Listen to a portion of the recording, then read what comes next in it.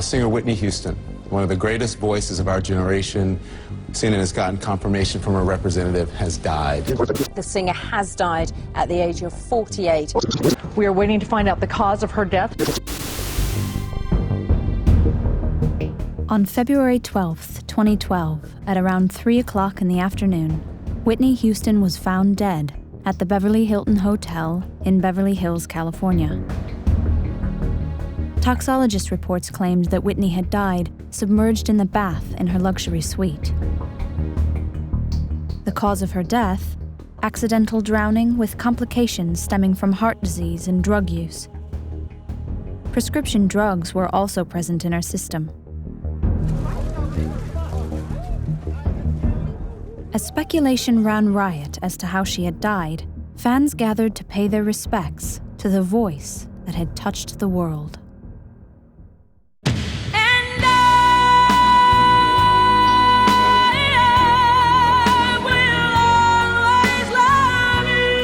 The Bodyguards cemented Whitney's role really as an iconic legend.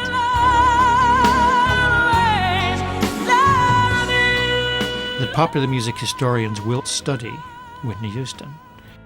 And the perfect song to study is I Will Always Love You, because that is where she just went for it.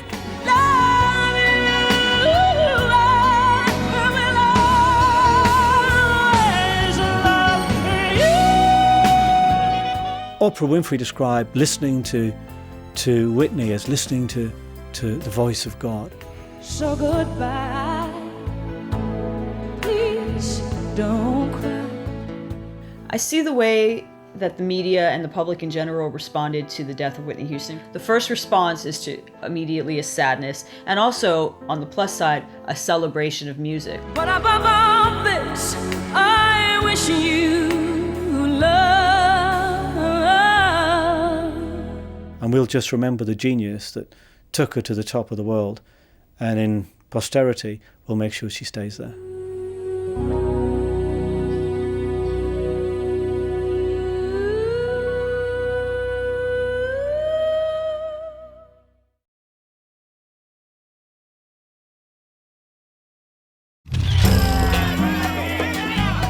The dazzling voice of a generation had been silenced forever, amidst rumors of drug abuse, bisexuality, and a torrid marriage to R&B artist Bobby Brown.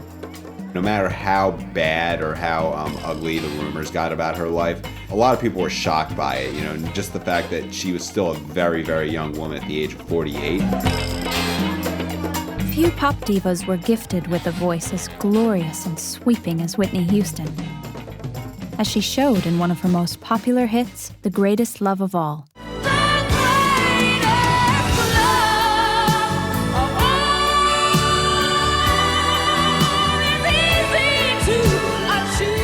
She is absolutely one of the most beautiful women you've ever seen, with a voice that could have been given from the angels.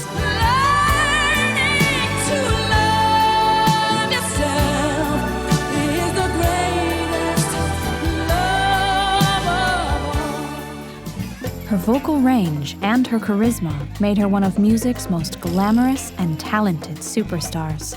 And she sold more records and received more awards than almost any other female artist of the 20th century. She had the style which young women emulated for over a quarter of a century. That is amazing.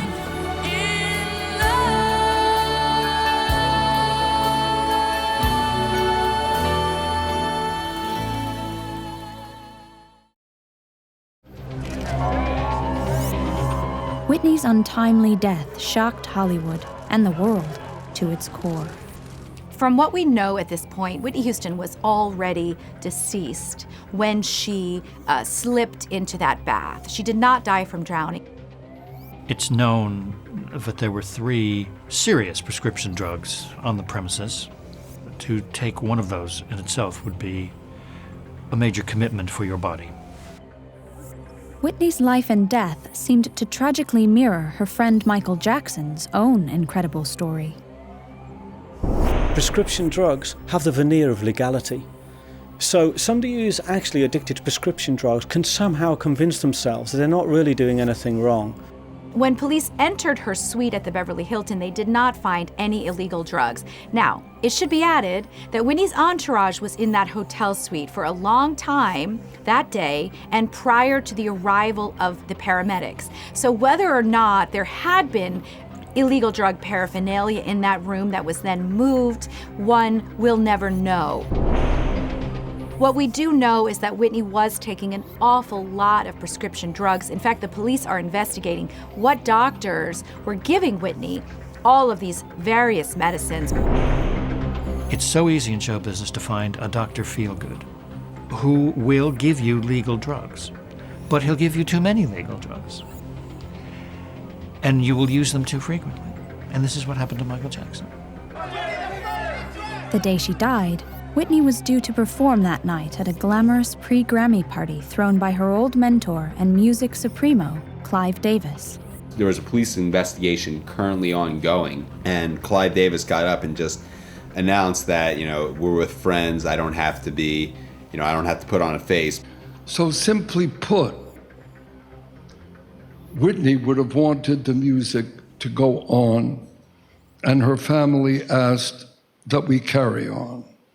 It was in incredibly bad taste, most people believe, for Clive to then continue with the bash. Now, of course, the caterers have been paid for, the food had been bought and was arriving, and perhaps he felt he didn't want to, eat that kind of expense and went ahead with it.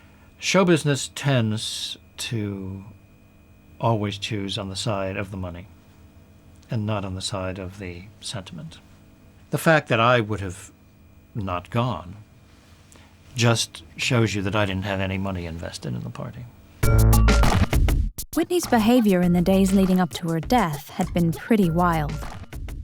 One of the last sightings we had of Whitney was her coming out of this nightclub called True. She's disheveled. She's obviously intoxicated. She'd gotten to an altercation inside the party with another woman that she thought was flirting with Ray J, her on-again boyfriend. And as she walked out, her hair was a mess. She was bleeding on her leg, appeared to not even notice that she was bleeding. She was in a real state that night. And really, it's unfortunate that that's the last real picture that we have of her.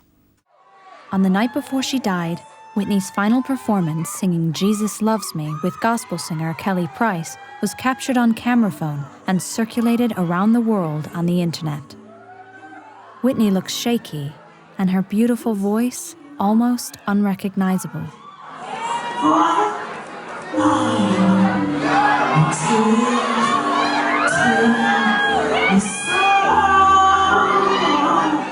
The last time you ever saw Whitney out in public when she performed and hung out at the Kelly Price Grammy party, she brought Bobby with her. They were really close. Obviously, Bobbi Kristina was probably exposed to a lot of heartache and a lot of strife that some children probably shouldn't be exposed to due to the fact that both her parents had problems with drugs, but they seem to have a very close and loving relationship. This is a girl who's grown up with parents, both of whom are addicts. Allegedly, she's been in rehab. Allegedly, she's been sitting in the back of a car when Whitney and Bobby were using crack cocaine. This is a child whose role models, parental role models, are models of denial, models of addiction. Bobbi Kristina is said to be traumatized about her mother's shocking death. Bobby has taken the news extremely hard. She was hospitalized twice for anxiety within 24 hours of her mother's death. She's really brave for handling it in the manner that she has, but it clearly can't have a good effect, in the short term, just because of all the media attention and the rumors. You just kind of have to pray for her. Even at Whitney's funeral, the demons that had dogged her marriage to Bobby Brown seemed to be still hovering. On the day of the funeral, here comes Bobby Brown with an entourage of 9, whereas he had been invited to come +2. So he comes down to the front row of Whitney's funeral with 9 people, and they were unable to seat them all together in an area reserved for family. So Bobby, in a fit of pique, decided to leave. He went to the front, he kissed Whitney's casket, and he walked out of the church even before the funeral had begun. Make no mistake, in spite of the destructiveness of their relationship, there would have been a bond between them. And despite his histrionics at the funeral, and despite the fact that he turned the funeral and memorial service into a Bobby Brown show, he would have had strong and powerful feelings for her. Aside from that, some of Hollywood's leading lights went on to pay their respects with dignity and grace. In a moving eulogy, Kevin Costner revealed how he had to fight for Whitney to get the lead role in The Bodyguard.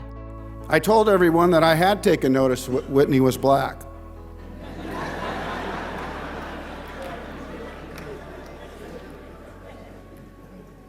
The only problem was I thought she was perfect for what we were trying to do.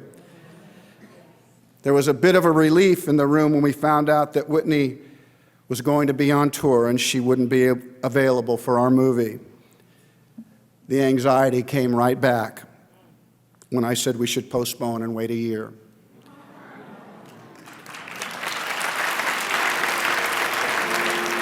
It was a fitting and moving farewell to one of the most legendary singers the world has ever known.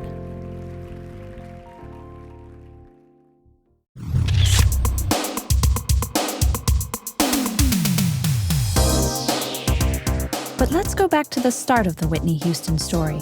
How did it all begin for this one-time all-American sweetheart? Whitney Houston, from a musical point of view, had the upbringing we can only dream about. Surrounded by some of the greatest talents of our time. It seemed like her destiny in music was preordained by the family she was born into. She's the daughter of Cissy Houston, the very respected gospel singer. Her godmother was Aretha Franklin, and she was the cousins of Dee Dee and Dionne Warwick. And so she grew up with music all her life. She was exposed to people like Chaka Khan. She was singing in solos in church by age 11. So I don't really see if there could have been any other path for her with that voice and that pedigree. She was, music was her life. The first song that Whitney ever performed was Guide Me, O Thou Great Jehovah, and she performed that at the age of 11 when she was a pupil at a Catholic girls' school. So she was brought up a Baptist, went to a Catholic girls' school, and also had huge Pentecostal influences on her life. And the last song she ever sang was Jesus Loves Me. So her life was framed either side by two songs, both of them devotional. As she blossomed into a teenager, Whitney's stunning looks also led her down another glittering career path. In addition to Whitney's extraordinary vocal talents, she was also heart-stoppingly beautiful. As a young woman, she broke all kinds of racial barriers because of her beauty. In fact, Whitney was the first African-American young woman to be on the cover of 17 magazine, which had nothing to do with her voice and everything to do with her incredible beauty and presence. When her modeling career was in full swing, she met Robin Crawford at a summer camp. The two became inseparable, leading to rumors that Whitney was bisexual. It was widely known in show business that Whitney and Robin were together. And this was not some kind of scandalous pickup. They'd known each other from high school. Whitney had called her the sister she never had, because she had brothers. And they just got along. So how did Whitney's early career as a singer really take off? She was discovered in 1983 by a man named Jerry Griffith, who worked at Arista Records and basically tipped her off to Clive Davis after he saw her perform at a club. Her relationship with Clive Davis was cemented from that moment forward. He pretty much guided her career all the way to the end. When Clive would say something, she would listen. She trusted him. She knew that he was the guy who knew. So what he said was true. When Whitney Houston first appeared on the scene, her voice captivated the world.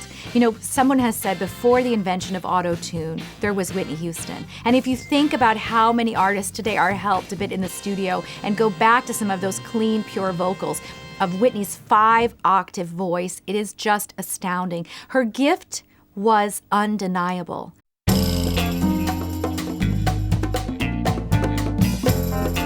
Her first album, Whitney Houston, was released in February 1985 to huge critical acclaim, with Rolling Stone calling her one of the most exciting new voices in years.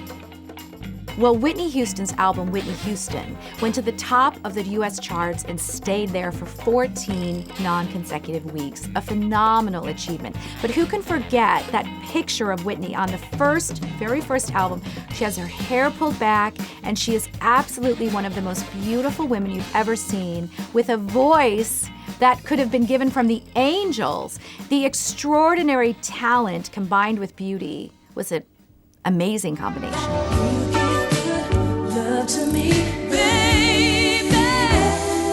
The first single that came out by Whitney Houston on her self-titled debut album of 1985 was You Give Good Love. You give good love to me. It's never You Give Good Love, was kind of a moderate hit in the US. It didn't really break her internationally, but it did kind of spark her ability to, do some tours, do some nightclubs. Baby, you give good love. You Give Good Love was followed by Saving All My Love for You. Both of them were ballads, almost with a sort of jazzy cabaret feel to them. Yes, I'm saving all my love. Yes, I'm saving all my love for you. Shortly after Whitney's death, news broke that her #1 hit, Saving All My Love for You, had been written with Jermaine Jackson in mind. The words are said to have echoed a year-long affair Whitney had with Jermaine when he was married to Hazel Gordy. Rumor has it that Michael Jackson did not approve of the affair.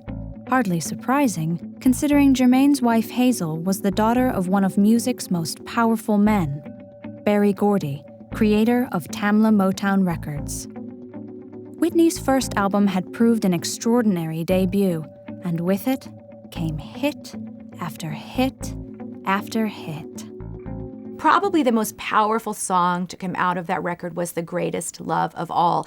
Everyone can picture Whitney Houston in that beautiful video and hear that beautiful chorus. Probably really anyone born after 1970 can imagine that. No matter what they take from me, they can't take away my dignity. She even named her tour The Greatest Love Tour. It was such a defining song on that album, and for many probably today still their favorite Whitney Houston song. What's ironic is that, in The Greatest Love of All, she sings about learning to love yourself, which unfortunately is something that Whitney clearly never managed to do.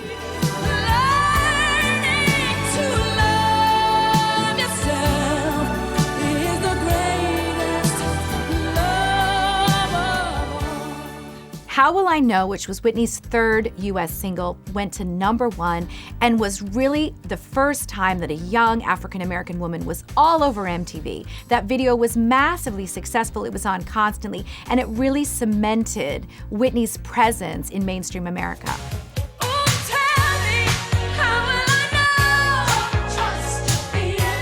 If I go back and want to listen to an old Whitney Houston song, I listen to How Will I Know, or I want to dance with somebody. I guess the vision maybe Clive Davis had for her was it's just about the voice. It isn't about these MTV gimmicks, dancers, and crazy outfits. This is a woman with an incredible voice, one of the best voices of all time, you could say. So let's just give her a mic and give her a ballad and just keep it simple.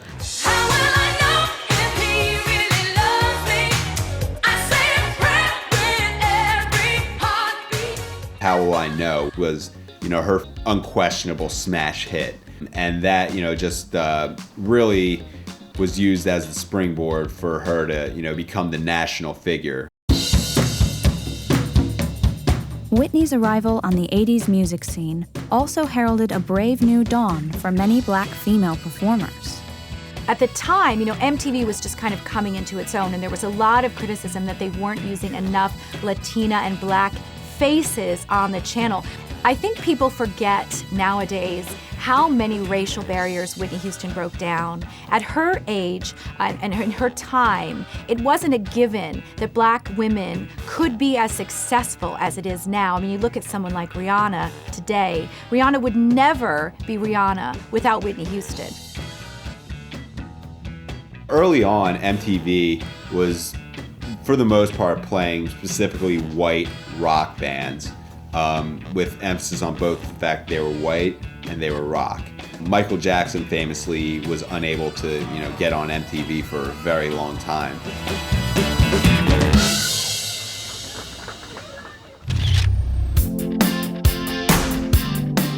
By the time her second album was released, simply entitled Whitney, expectations about the exciting new black singer were high. Its first single, I Wanna Dance With Somebody, became a massive global hit, and Whitney became an international superstar. I think Whitney's song, I Wanna Dance With Somebody, is probably even today her most catchy tune. I think everybody can hum that. Mostly everybody can hum that. It's a great song.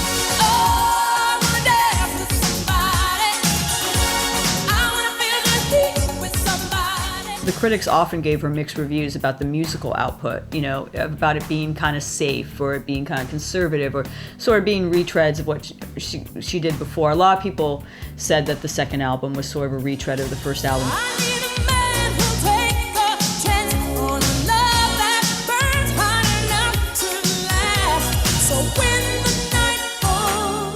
But with I Wanna Dance With Somebody, this was a new Whitney Houston. This was a pop singer as opposed to this kind of soulful R&B singer. And it was mainstream pop. It went to the top of the charts, staying at #1 all around the world. And even now, I can picture that music video where she had that kind of big hair and all those bows in her hair and all those happy colors.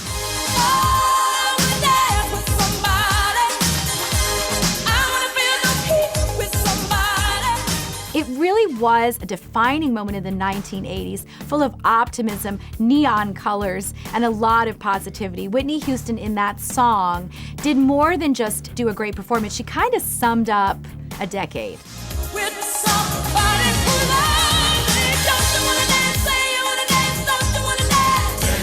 In 1988, Whitney was nominated for 3 Grammy Awards, including Album of the Year, and she won Best Female Pop Vocal Performance with I Wanna Dance With Somebody.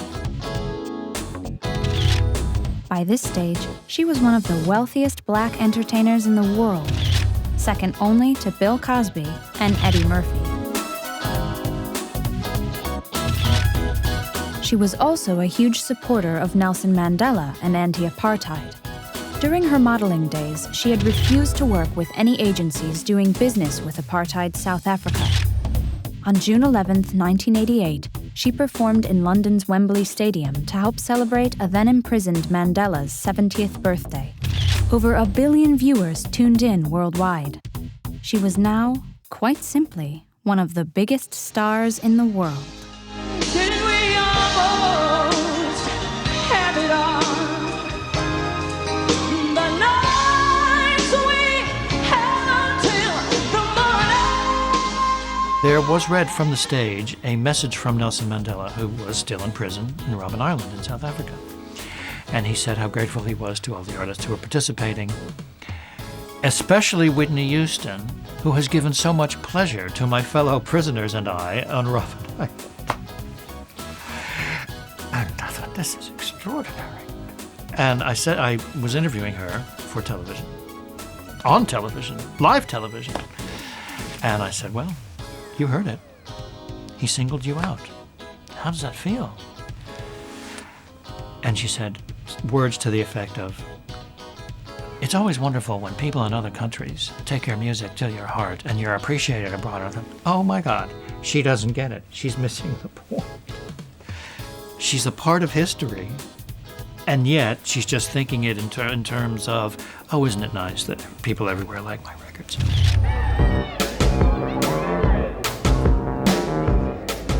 A year later, at the Soul Train Music Awards, Whitney was jeered when her name was called out during the nominations. It seemed not everyone was happy with her style of music.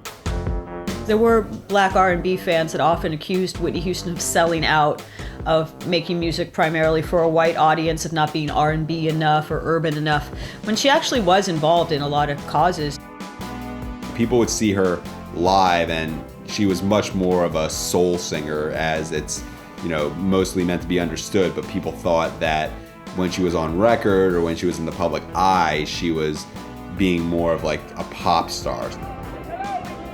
What they neglected to realize is that Whitney was from a very middle class, very white, also neighborhood. In fact, Whitney's ancestry was not entirely African American. She was also Dutch, and she was also Native American. So she really was, even herself, a mixture of different races. But I think You know, for some, black people felt she wasn't black enough, and white people felt she wasn't white enough, and it was a very difficult place for her to be standing in.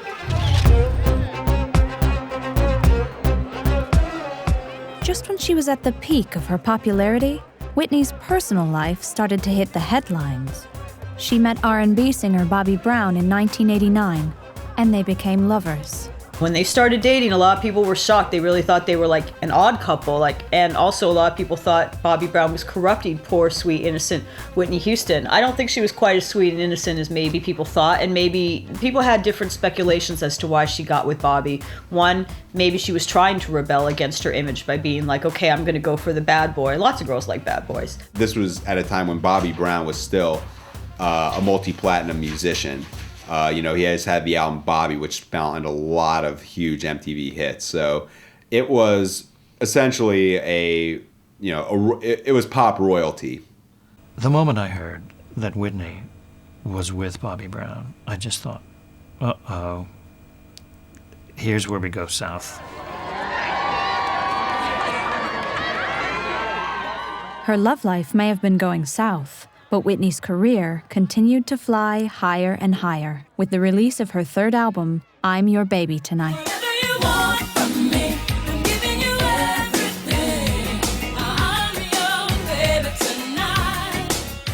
With I'm Your Baby Tonight, it did show that she kind of recognized what her critics were saying about her, that her sound wasn't urban enough, that it wasn't tough enough, that it wasn't soulful enough. So what she did was, in 1990, she got Luther Vandross, L.A. Reid, Babyface. You know, if you get those sort of people to toughen up your sound, make it a little more urban, that just kind of shows what people thought of her earlier work.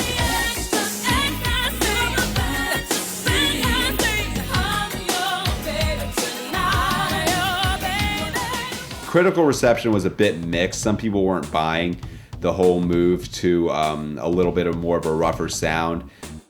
But nonetheless, I'm Your Baby Tonight spawned a new batch of hits for Whitney Houston and made her the biggest female pop star of the time.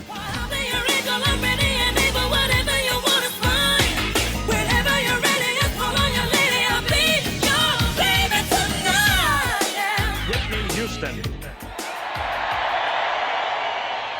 And then, in 1991 at the Super Bowl, came the spellbinding moment in time when Whitney became immortalized across the globe as America's sweetheart.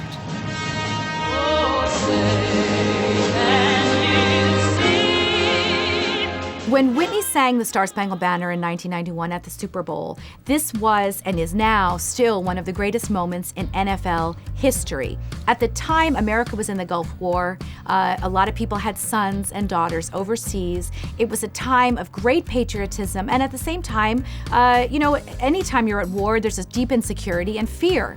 And Whitney got up dressed in this tracksuit in red, white, and blue, just the epitome of youth and beauty, and opened her mouth and sang. To this day, I cry every time I hear it, the most beautiful rendition of the Star-Spangled Banner that has ever been done before or since.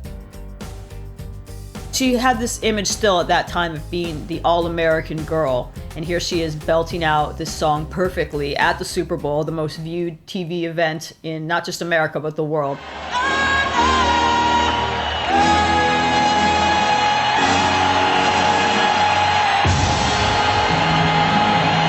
She's the only artist ever to have sung a national anthem and to have got it into the top 20. After 9/11, that almost became a second national anthem for the American people. This is a woman that the American people took to their heart.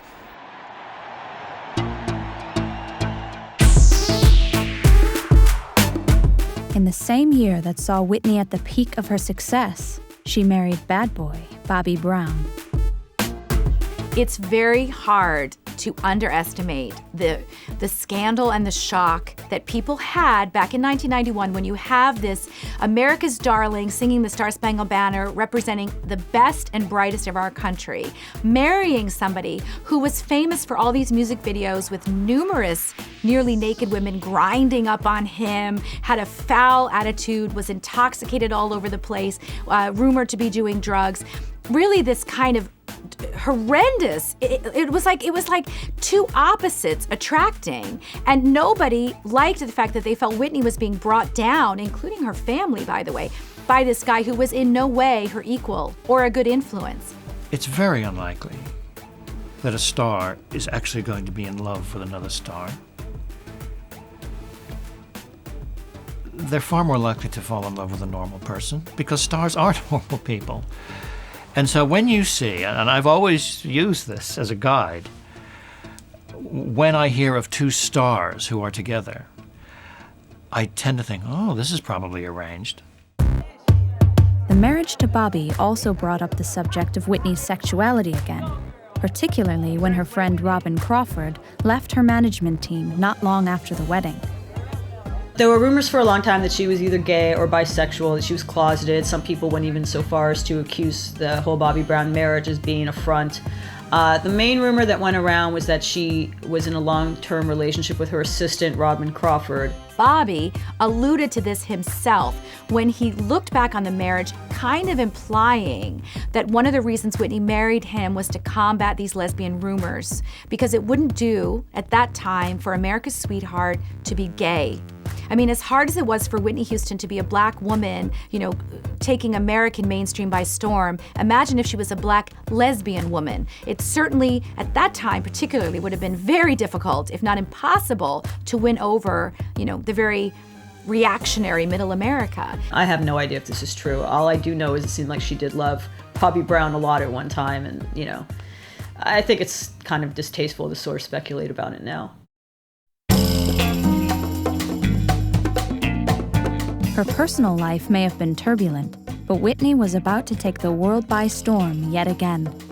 This time, in the movies. The same year she married Bobby, she landed a role in The Bodyguard, co-starring one of Hollywood's leading men at the time, Kevin Costner. The Bodyguard cemented Whitney's role as an iconic legend. She'd already kind of been hailed as this extraordinary voice and beauty, but with The Bodyguard, she was a movie star. People really don't realize how controversial a movie like The Bodyguard could have seemed back in 1992. There were rumors that in the film's advertisements that Whitney Houston's face was being hid to kind of downplay the fact that there was, at its core, a movie about an interracial relationship. Kevin Costner revealed in his eulogy that he did his very touching speech at her funeral. He actually had to fight to get her in the film. There were execs at the studio who weren't so sure if going the interracial romance route was the right way to go. That was a lot for the studio to accept, and to their credit, they did, but not without a screen test. I wanted to tell her that the game was rigged, that I didn't care how the test went, that she could fall down and start speaking in tongues.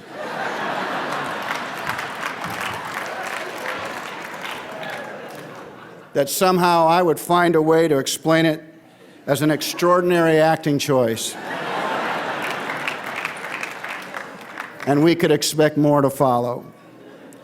And gee, weren't we lucky to have her?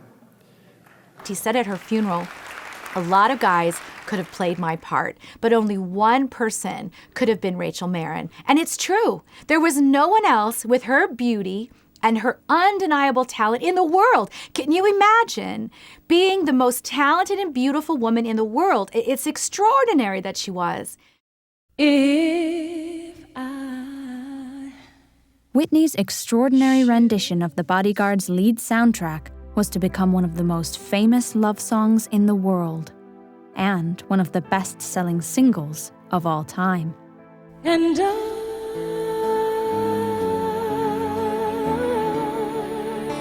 will always love you. It was a 1974 song from Dolly Parton, and the Dolly Parton version is great, but it's completely different.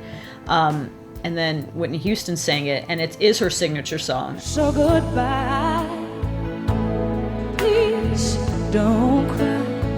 I Will Always Love You, as performed by Dolly Parton, had already been a #1 country song twice. It was written by Dolly Parton not as a love song as we know romantic or sexual love. It was a farewell to her singing and business partner, Porter Wagoner. with whom she made her first hits. So I'll go, but I know I Will Always Love You sounds like a romantic song. But because there's no down and dirty in the song, the widest possible audience could relate to it. Everyone knows that song. Everyone can sing a line from that song. And I think the thing that got everybody was, she starts out so quiet and breathy. I would only be in And then this powerful voice with this extraordinary range is kind of unleashed. The pure emotion and vocal talent in that, well, it just blows you away.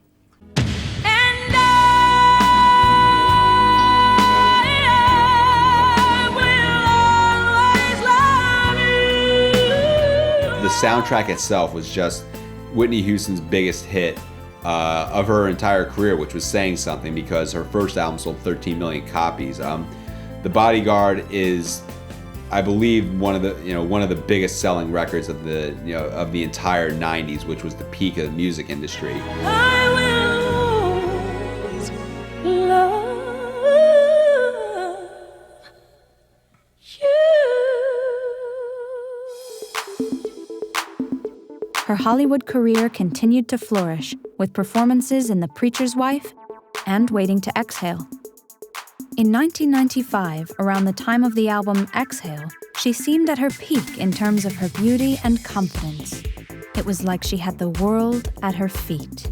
He said, all I need from you is for you to write a list of the women that you do not want on this album.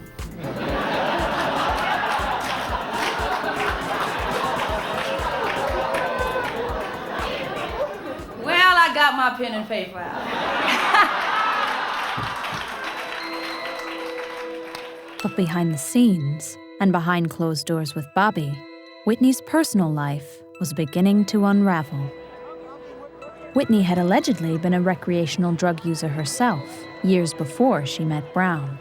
But once they got together, Bobby and the drugs seemed to dominate her life. There's a phrase in psychology known as cognitive dissonance. And this is a problem that's caused when people are one thing when they face the world and another thing when they face themselves. So if you were saying, like Whitney did, that I am a good girl, I'm an honest girl, I'm an all-American girl, I am who I say I am, I'm a heterosexual girl. When you're saying all those things to the world and the truth might be slightly different, that creates all kinds of problems, particularly when you have a religious upbringing like she did, because what it means is she's not just being dishonest to other people and dishonest to herself, she's also being dishonest to God. Just the association with Bobby Brown in the beginning, not even, her own behavior, made it, the cracks started to show a little more. People started to see her as, well, maybe we don't know everything about Whitney Houston. Maybe there's some things going on behind the scenes. When Whitney was having thrown for her a post-concert party in London, and this was after a very important London show, and she didn't show up. There were so many stars and movers and shakers at that party, and she didn't show. I was subsequently told she just stayed upstairs and had the people she wanted to see come up to see her. That made me think that, well, maybe there's something going on upstairs at her own party, which is a bit different from what's going on at ours. Whitney Houston gave some conflicting and contradictory accounts of the drug abuse that went on with her as well as with Bobby Brown, but it was a relationship that, they were fighting all the time, but they also were madly in love. They created what is no doubt a kind of codependency. Now, the thing about codependency is it locks two people together into this world where each one of them thinks the other person is the only person that truly understands them, the only person that truly loves them, the only person that truly sees them for who they are, to the point where Whitney actually said, "He was my drug." In the midst of all the domestic strife with Bobby, Whitney's music seemed to take a back seat. But after 8 long years, in 1998, came the release of an album that reminded everyone what a shining star Whitney Houston really was.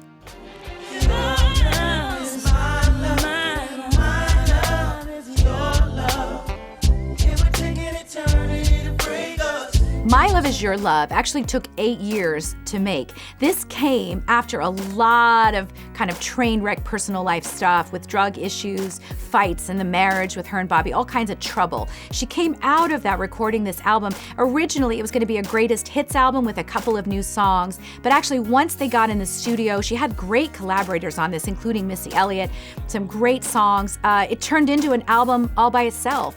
It was a change for Whitney. It was a little funkier, it was a little more pop, it was a little more edgy, and I think in some ways it was a reflection of Bobby Brown's influence because it did sound more like that kind of R&B music than the kind of ballads and the kind of very white music that we were used to hearing from Whitney. And I'm sleeping in Grand Central Station. Okay.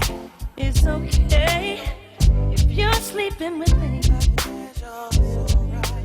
Definitely her most urban-leaning album, and I feel it was when she was probably most proud of, at least at that point. You know, it had Missy Elliott on it, it had Rodney Jerkins producing it. These were not things, she wasn't collaborating with rappers back in 1985.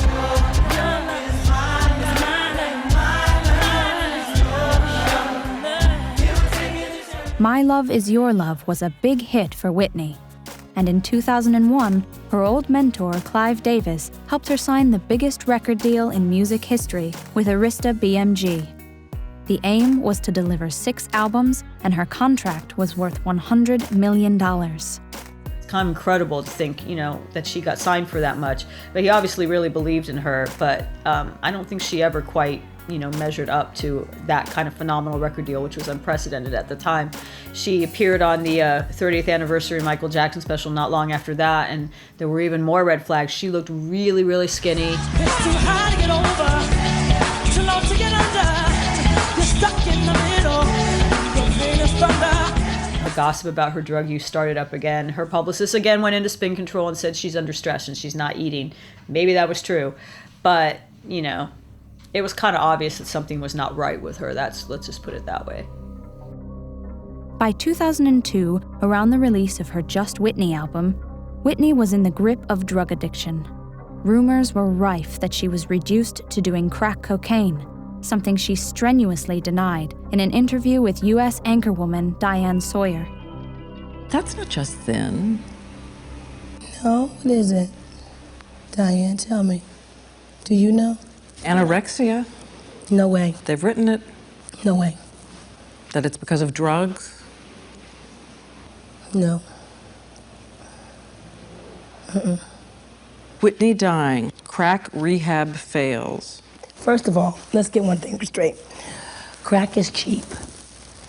I make too much money to ever smoke crack. Let's get that straight, okay?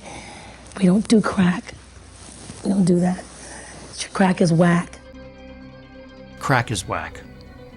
It's one of the most viewed YouTube clips of her career. And it's a disaster.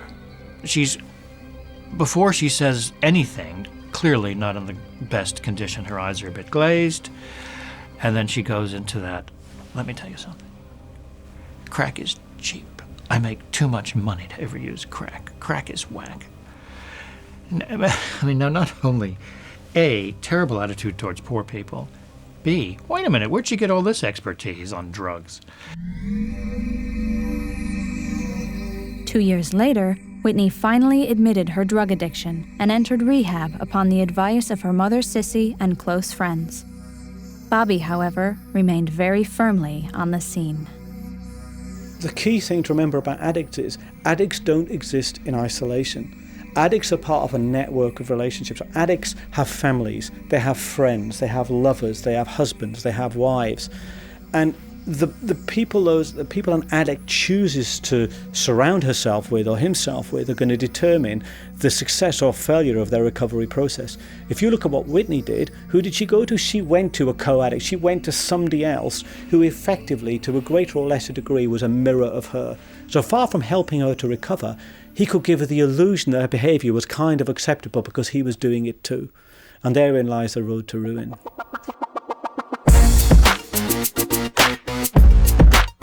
In 2005, Whitney's dysfunctional marriage was savagely crystallized when Bobby got his own series on U.S. cable channel Bravo. Being Bobby Brown was a shocking indictment of their relationship. Notice it wasn't even a Whitney Houston reality series. She was a supporting person in an attempt to relaunch the career of Bobby Brown, who is so far beneath her that we need deep-sea diving gear to look at him. The executives at the channel would not even consider the show unless Whitney agreed to appear. Bobby was desperate to get some fame on his own, apart from his wife, so he persuaded her to be on the show. When Whitney agreed to be filmed, the show got the green light. But it was one of the worst decisions she ever made. We gotta live with SARS. We gotta live with what's the anthrax. Oh, you just watch too much TV. I'm a true American. I've been to jail before. That's American. Kiss my ass! All right, that's what I did. If you look at the dynamic between Whitney and Bobby over the years, again and again, you see a woman who is trying to bring herself down to the level of someone else so that he doesn't feel threatened and he feels comfortable. For a man who was allegedly an alpha male like Bobby, to suddenly find himself playing second fiddle to his wife, where he could almost have been Mr. Houston rather than her being Mrs. Brown, it's an affront to his ego. And maybe much of what he did in his marriage was to try and redress that sense of powerlessness.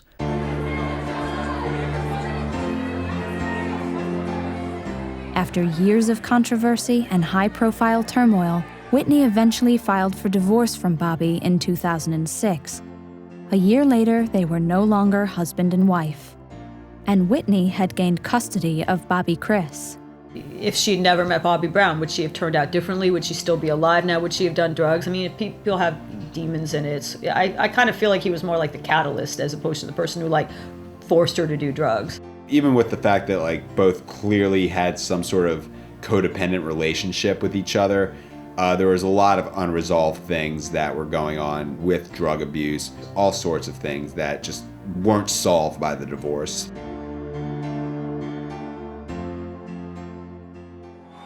In 2009, Whitney released her final album, I Look to You, which was part written by R. Kelly. It was her first album to reach #1 since The Bodyguard. The studio recordings were strong. After all my strength is gone, in you I can be strong. I look to you. But at her live performances, the truth sadly shone through. Whitney's voice, which had once had a 5-octave range, now seemed unable to soar to its once glorious heights. The record sounded fine on record, but when she started to do public appearances to promote the album, it became really obvious that she no longer could hit those notes, and she could not create that album live, which was really tragic. I mean, watching some of these performances, like the Good Morning America performance.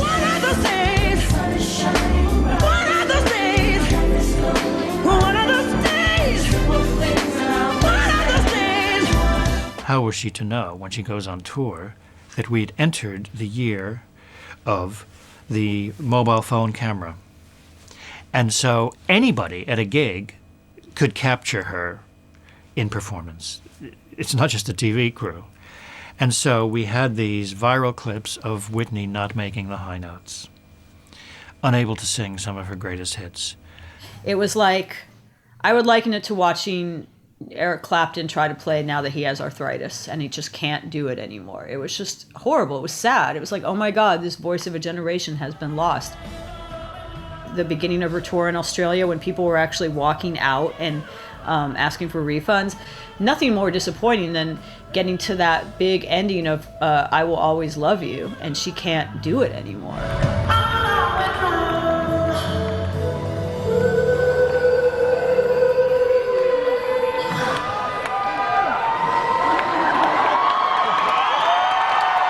no one seems to have had the courage or decency to say to her, wait a minute, don't go on camera in this condition. And so we had this incredible series of appearances which turned out to be viral sensations of a negative kind.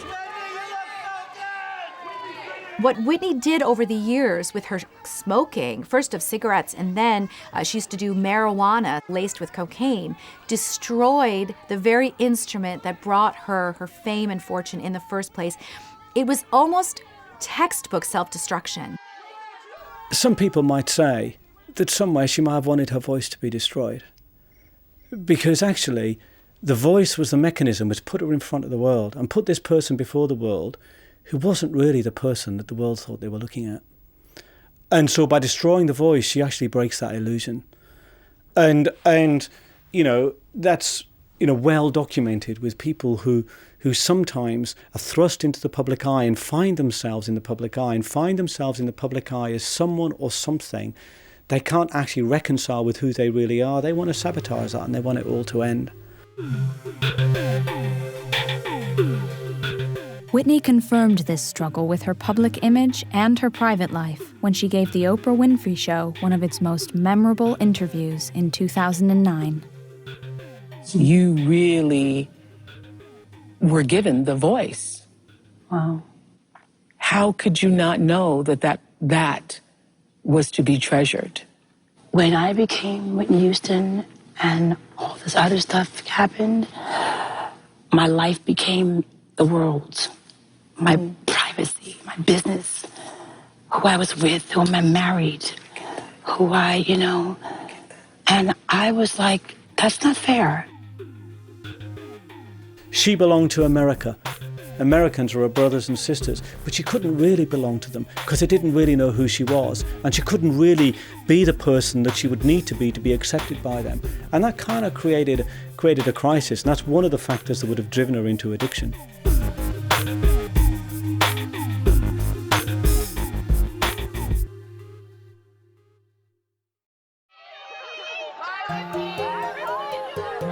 When the terrible news broke about Whitney's death, all around the world, fans came out to mourn the passing of one of music's most glittering stars. Her music really touches your heart, touches your soul. She was a great person, and she's one of us, and we just love her. She's up there with Michael Jackson and any of these other big artists. My mother and father knew how much she meant to me. They called me and told me that she had passed away, and I was devastated. I am very heartbroken because she was my angel. She was my angel, man, and unfortunately she left. She left. The great and the good of Hollywood came out to celebrate the life and career of one of their best. What people seemed to take away most from her funeral was the Kevin Costner speech. I actually wasn't aware until recently that they had stayed very good friends since they were in The Bodyguard together in 1992. So off you go, Whitney. Off you go.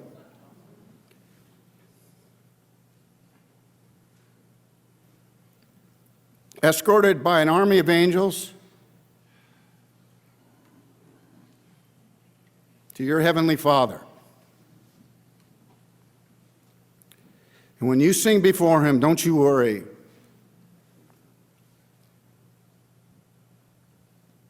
You'll be good enough.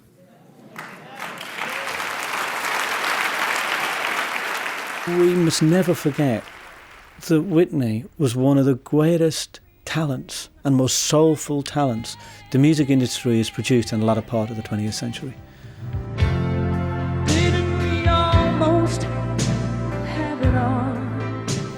The song, Didn't We Almost Have It All? It could be about Whitney's life, because she had the voice, she had all the talent, but she didn't quite have enough to survive everything that life threw at her.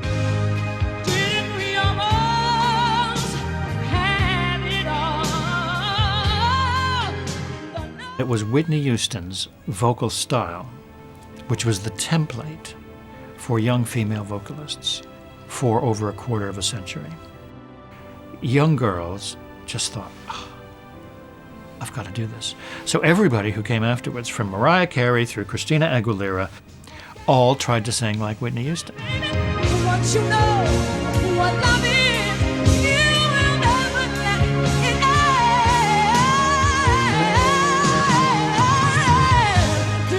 end. Her audience was broad. You know, it was white, it was black, it was mainstream, it was R&B fans, it was pop fans, it was grandmas, it was kids.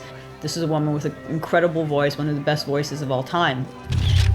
I think what people will definitely remember is that beautiful, bright girl with a voice from an angel. Very touchingly, in the memorial service funeral program, Whitney's mother, Sissy, had written a note about her daughter, and she said in there, "When you were born, the Holy Spirit told me I wouldn't have you for very long." And she didn't.